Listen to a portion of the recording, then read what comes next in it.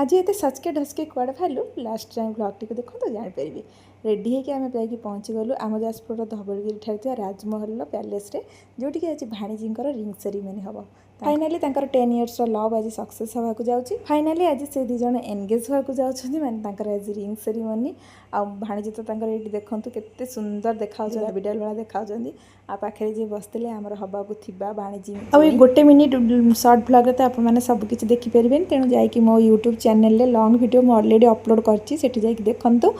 Like comment share करें जमा भी भूलुनि आ चैनल को जो मैंने सब्सक्राइब करना प्लीज सब्सक्राइब कर दिंतु आठी आम एंगेजमेंट रे सब दीजक जमीक स्टेज को गले आउ केक कटिंग बहुत सुंदर केक आसला बहुत बढ़िया केक आसला केक कटिंग है फाइनाली मुदी पिंधा पिंधि है ढेर सारा फोटोशूट है समस्त सहित तापर लास्ट आसीगले समस्ते खाया जमीक पुओ घर लोक समस्ते खाई पीकी गले शेष में आम सब खियापिया करके घर को फेरलु आपण मन केमती लगला ब्लॉग टी निहाती कहे आ ढेर सारा आशीर्वाद देवे भाणीजी।